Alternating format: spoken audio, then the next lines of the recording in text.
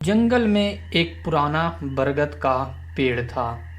इस बरगद के पेड़ पर चिल्लू उल्लू का घर था। पेड़ के नीचे झनकू हाथी रहता था। दोनों के बीच इसी कारण से अच्छी दोस्ती हो गई थी। झनकू दिन भर जंगल में उधम करता, गन्ने खाता और सूंड भर भर के नहाता। चिल्लू भी दिन भर सोता। रात को जब झनकू हाथी पेड़ के नीचे लौटता तो इन दोनों दोस्त के बीच अच्छी बातचीत होती। एक शाम झनकू हाथी घूमता घामता आ रहा था कि एक जगह उसे कुछ भूतों की गपशप करते हुए दिखाई दिए। वे लोगों को डराने के लिए डरावनी योजनाएं बना रहे थे।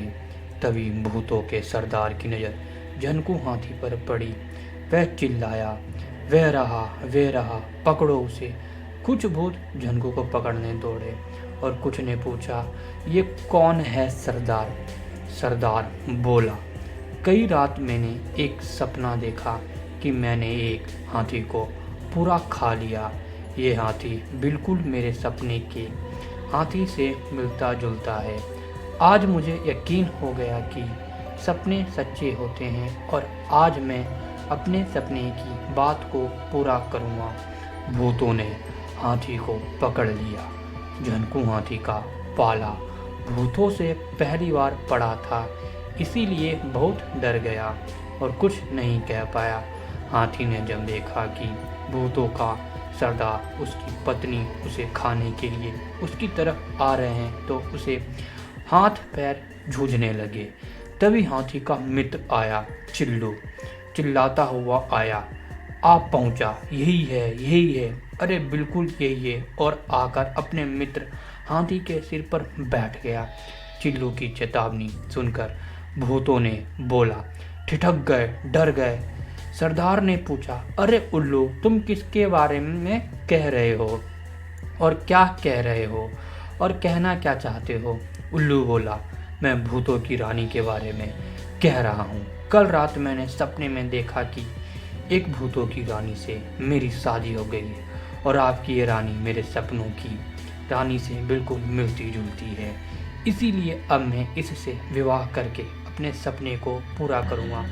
भूतों की रानी ने जैसे ये सुना वे जोर से चिल्लाई, मैं किसी उल्लू से शादी नहीं करूँगी। भूतों का सरदार, घबराओ मत रानी, ये तो उल्लू है और उल्लुओं जैसी बातें करता है।